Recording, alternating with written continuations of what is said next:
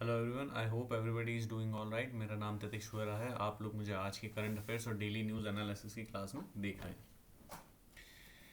आज क्या क्या हेडलाइंस अपन कवर करने वाले हैं, कौन कौन सी न्यूज़ को कवर करने वाले हैं, एक बार उन्हें देख लेते हैं। सबसे पहले ईपीएफओ, तो एम्प्लॉयज़ प्रोविडेंट फंड ऑर्गेनाइजेशन, इसको अपन पहले भी पढ़ चुके हैं डिटेल के अंदर, ठीक है। इसके ऊपर कुछ क्वेश्चंस वगैरह भी अपन सॉल्व कर चुके हैं, एक बार वापस से उन्हें रिवाइज करेंगे और उसके अलावा जो है कुछ और नई चीज़ें भी देखेंगे। वाइब्रेंट विलेजेस को भी डिस्कस करेंगे। वाइब्रेंट विलेजेस जो है बहुत ज़्यादा एम्बिशियस प्रोजेक्ट है करंट गवर्नमेंट का। इसके अंदर काफ़ी सारा जो है अभी मॉनेटरी एड भी दिया गया है, प्लस क्या चीज़ हुई है, 9,000 जॉब्स, ठीक है। 9,000, मोर देन 9,000 जॉब्स की बात हुई है। कहाँ पर? आईटीबीपी के अंदर। What is ITBP? ITBP is Indo Tibetan border police, ठीक है। फिर उसके बाद क्या चीज़ है, scheduled and tribal area. Scheduled and tribal areas को डिस्कस करेंगे। इसके बारे में जो लद्दाख वगैरह का जो भी चल रहा है उसे देखेंगे, और लद्दाख का मैप भी आज अपन थोड़ा बहुत डिस्कस करेंगे, ठीक है। फिर क्या चीज़ है, खजुराहो टेम्पल्स। खजुराहो टेम्पल्स के अंदर क्या क्या आएगा, क्या नहीं आएगा, एक बार थोड़ा सा बेसिक आइडिया देख लेंगे। छोटी सी न्यूज़ है, ज़्यादा न्यूज़ के अंदर तो ऐसे खजुराहो टेम्पल के ऊपर कुछ खास था नहीं, लेकिन ठीक है, अपने को मौका मिला है तो अपन पढ़ लेते हैं। इब्न बतूता को देखेंगे। इब्न बतूता कौन था? इब्न बतूता ट्रैवलर था। इसके ऊपर पहले भी यूपीएससी क्वेश्चन पूछ चुका है, आगे भी पूछ सकता है। वैसे ट्रैवलर्स जो हैं यूपीएससी के फेवरेट टॉपिक्स रहते हैं। बात करते हैं क्वेश्चंस की। ये कल के करंट अफेयर्स से क्वेश्चंस हैं। जिसकी सिरे में कल का करंट अफेयर्स नहीं देखा है, आप लोग जाकर देख सकते हैं। अगर जो है बाकी पीडीएफ वगैरह आपको डाउनलोड करनी है तो पीडीएफ की लिंक आपको ग्रुप में मिल जाएगी। क्वेश्चन फ्रॉम सीए, देखो, चूज द करेक्ट वन। इनमें से करेक्ट ऑप्शन, करेक्ट स्टेटमेंट आपको चुनना है। ये ऑप्शन आपके, ठीक है। As per right to property guaranteed under article 19, encroachments on the land maintained by government of India is a crime, ठीक है। सेकेंड स्टेटमेंट है, trespassing also falls under the ambit of encroachment. अब ये आपके option है, one only, both one and two, neither one और two, and two only, समझना। फिर उसके बाद क्या है, freedom to propagate one's and others views is protected under which article, ठीक है। खुद के और दूसरों के व्यूज को प्रोपागेट करने का जो फ्रीडम है वो कौन सा आर्टिकल के अंदर प्रोटेक्टेड, कौन सा आर्टिकल के अंदर अपन को मिला? आर्टिकल 19, आर्टिकल 21, आर्टिकल 44 या फिर आर्टिकल 25। कंसिडर द फॉलोइंग, यहाँ पे देखो, consider the following in case of freedom of profession guaranteed under article 21, state is empowered to prescribe professional or technical qualifications necessary for practicing an profession, practicing and profession or carrying on an occupation। ये and नहीं है, an है ना, ठीक है।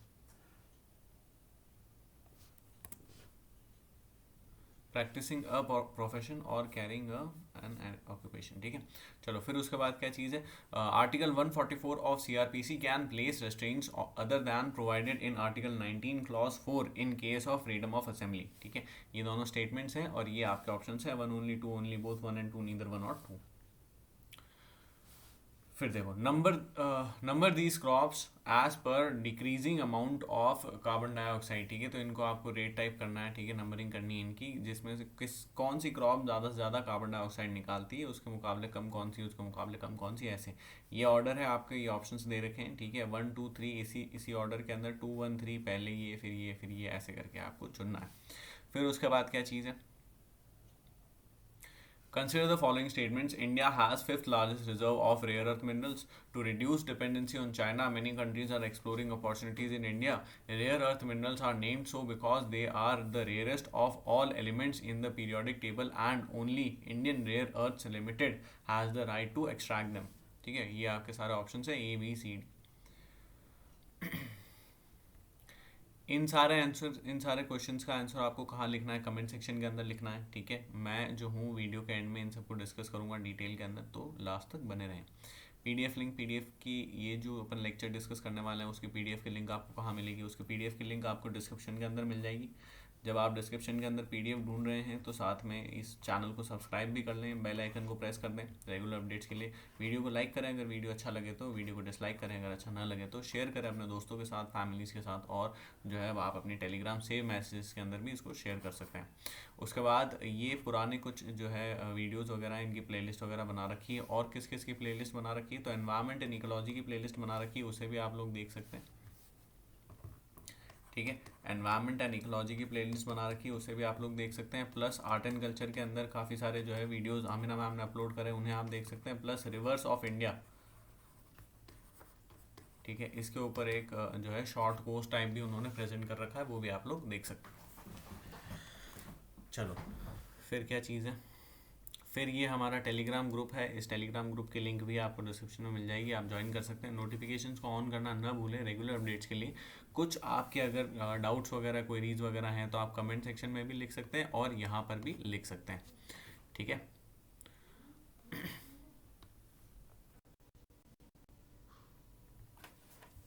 चलो सबसे पहले पेंशन की बात करते हैं, पेंशन के अंदर क्या क्या है। सबसे पहले पेंशन की बात करते हैं, पेंशन के अंदर क्या क्या है। ईपीएफओ, ये छोटी सी न्यूज़ है, कुछ नहीं है, गवर्नमेंट ने कुछ कुछ इनको कहा है कि जो भी पेंशन वगैरह का है उसको सॉल्व करो, कुछ ज़्यादा कुछ खास नहीं है यहाँ पे, समझो। एक बार पहले पेंशन और ये जो प्रोविडेंट फंड वगैरह है इन सब के बारे में डिस्कस कर लेते हैं। पेंशन क्या चीज़ होती है, पेंशन वो पैसा होता है, ठीक है, मनी जो कि एक पर्सन रिसीव करता है, कब, उसके रिटायरमेंट के बाद। ये रिटायरमेंट कब होगा, ये रिटायरमेंट जो है 58 ईयर्स के बाद माना जाएगा, समझ में आया, ठीक है। तो 58 ईयर्स के बाद। उसके अलावा क्या चीज़ है, आफ्टर अब अगर ये जो है इसकी डेथ हो जाती है, इस पर्सन की डेथ हो जाती है, तो उसकी जो वाइफ है, ठीक है, उसे ये पैसा मिलेगा, ठीक है।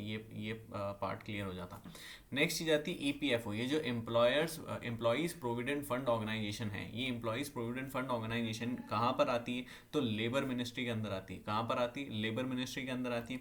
कौन इसे गवर्न करता है, तो इसका एक प्रॉपर बोर्ड होता है। क्या होता है, बोर्ड होता है। इस बोर्ड के अंदर टोटल 35 पीपल होते हैं। कितने लोग होते हैं, 35 पीपल होते हैं, जिसमें से 15 जो है वो गवर्नमेंट से आते हैं, 10 इंडस्ट्रियलिस्ट होते हैं और 10 वर्कर्स होते हैं। 10 इंडस्ट्रियलिस्ट का क्या मतलब हुआ, बिजनेसमैन, समझ में, या फिर एम्प्लॉयर्स हो गए ना, ठीक है। और वर्कर्स का क्या मतलब हुआ, एम्प्लॉयज़, है ना। तो एम्प्लॉयज़ प्लस जो है एम्प्लॉयर्स प्लस गवर्नमेंट, ठीक है, इनके बीच में ये बोर्ड बनता है, जिसके अंदर टोटल 35 मेंबर्स होते हैं। और ये बोर्ड जो है मेंटेन करता है, कंट्रोल करता है ईपीएफओ को। उसके अलावा क्या चीज़ है, ये जितना भी पैसा होता है ईपीएफओ के अंदर, उसको इन्वेस्ट करने का काम करते हैं, ठीक है। कहाँ इसको कितना कितना इन्वेस्ट करना है, और उसके अलावा जो इंटरेस्ट दिया जाएगा, ठीक है, सब्सक्राइबर्स को, वो कितना दिया जाएगा। अब इंटरेस्ट, अभी जो इंटरेस्ट चल रहा है वो 8.1% है। ये अपने क्यों काम का इंटरेस्ट, क्योंकि ये पिछले 40 सालों का लोएस्ट इंटरेस्ट है, समझना है, ठीक है। उसके बाद क्या चीज़ है, अब समझो, आपको कुछ बेसिक समझा देता हूँ। ये देखो, ये एम्प्लॉयज़ प्रोविडेंट स्कीम है, यहाँ पर मंथली पेंशन दी जाएगी, ठीक है। सॉरी, एम्प्लॉयज़ पेंशन स्कीम है, जिसके अंदर मंथली पेंशन दी जाएगी एक बार जो है रिटायर हो जाता है उसके बाद। अब यहाँ पे समझो, सबसे पहले मैंने आपको बताया 3 प्लेयर्स हैं, एक तो है गवर्नमेंट, दूसरे हैं एम्प्लॉयज़, ठीक है, यहाँ एम्प्लॉयर्स लिख दो, एम्प्लॉयर्स, तीसरे हैं एम्प्लॉयज़, है ना। ये 3 प्लेयर्स हैं। अब इन 3 प्लेयर्स के अंदर क्या चीज़ होती है, जो अभी का जो पेंशन सिस्टम वगैरह चल रहा है उसके अंदर, जैसे लेट से ये जो है 8 रुपीज़ कॉन्ट्रीब्यूट करेगा या 12 रुपीज़ कॉन्ट्रीब्यूट करेगा, ठीक है। तो इसे भी, एम्प्लॉयर को भी 12 रुपीज़ कॉन्ट्रीब्यूट करने हैं, लेकिन इसका पूरा 12 रुपीज़ यहाँ पर नहीं जाएगा। ये क्या चीज़ है, ये जो है इसकी पेंशन वगैरह प्रोविडेंट फंड वगैरह है, समझ में आया। तो ये पूरा इस प्रोविडेंट फंड के अंदर नहीं जाएगा, ठीक है। तो ये कहाँ जाएगा, ये 2 पार्ट में जाएगा। एक तो प्रोविडेंट फंड के अंदर कुछ थोड़ा बहुत पार्ट जाएगा, बहुत छोटा सा, और दूसरा जो बाकी का पार्ट होगा, वो बाकी का पार्ट किसके अंदर जाएगा, वो बाकी का पार्ट जो है वो जाएगा पेंशन के अंदर, ईपीएस के अंदर, समझ में आया, पेंशन के अंदर। फिर उसके बाद क्या चीज़ होगी, उसके बाद अगर ये जो एम्प्लॉयर है, ठीक है, ये कुछ बढ़िया काम कर रहा है या कुछ जो भी है, काफ़ी सारी अलग अलग चीज़ें, जैसे एक स्कीम भी है, ठीक है, तो उसे भी अभी अपन डिस्कस करेंगे। उसके अंडर क्या होगा, गवर्नमेंट इसको कुछ जो है हेल्प करेगी, यहाँ पे इंसेंटिव वगैरह प्रोवाइड करेगी, और कुछ जो पेंशन का पैसा है वो ये जो है गवर्नमेंट प्रोवाइड कर देगी, समझ में आया। फिर क्या होगा, फिर ये जो टोटल इसका जो पैसा होगा, वो टोटल पैसा कहाँ पर जाएगा, वो टोटल पैसा कौन कंट्रोल करेगा, ईपीएफओ कंट्रोल करेगा। ये ईपीएफओ डिसाइड करेगा इस पैसे को कहाँ लगाना है, क्योंकि भाई इसको खाली रखने का तो कोई मतलब नहीं है ना, इसको कहीं लगाएंगे, पैसा बढ़ेगा, बढ़िया कमाई होगी, है ना। तो ईपीएफओ इस पैसे को कहाँ लगाना है, तो ये जो है इस पैसे को कहाँ लगाना ये डिसाइड करेगा। सबसे पहले तो ये जो बोर्ड अपन ने देखा 35 मेंबर का, वो। दूसरी बात, ये 2 जगह पर पैसा लगाएगा, एक तो जो है स्टॉक्स के अंदर, ठीक है, स्टॉक्स या फिर शेयर्स के अंदर, और दूसरा डेट्स के अंदर, डिबेंचर्स के अंदर, है ना, या फिर बॉन्ड्स के अंदर। अब डेट के अंदर या डिबेंचर बॉन्ड्स वगैरह के अंदर ये जो है ज़्यादा पैसा लगाते हैं, स्टॉक शेयर वगैरह के अंदर कम लगाते हैं। क्यों लगाते हैं कम इसके अंदर? क्योंकि ये जो स्टॉक शेयर वगैरह होते हैं ये रिस्की होते हैं, समझ में आया? इक्विटी रिस्की होती है और वहीं डेट जो होता है वो रिस्की नहीं होता, वहाँ पे शॉर्ट शॉर्ट है कि आपके पास पैसा आएगा ही आएगा, ठीक है। इसलिए यहाँ पे पैसा लगाते हैं, कितना कितना परसेंट वो इंटरनली डिसाइड करते हैं। उसके बाद क्या होता है, इसका इंटरेस्ट वगैरह मिलता है। फिर क्या होता है, ये इंटरेस्ट जो है जो भी उसके सब्सक्राइबर्स वगैरह उनको दे देते हैं। अब यहाँ पे ये भी सिस्टम है कि अगर किसी को पहले ही कुछ पैसा निकाल लेना है, जैसे आपने सुना होगा कि रिटायरमेंट के बाद 1 करोड़ मिले, 2 करोड़ मिले, किसी को पहले ही कुछ एजुकेशन, मैरिज वगैरह किसी भी चीज़ के लिए पैसा निकाल लेना है तो वो भी निकाल सकता है, ठीक है। लेकिन वो उतना पैसा फिर उसका कम हो जाएगा, ठीक है। Limited withdrawal for marriage, education, health issues etcetera. और अब इसके अलावा जो है दो कंसेप्ट और अपन देखते हैं। एक तो होता है यूएन, ये क्या चीज़ होती है? यूनिवर्सल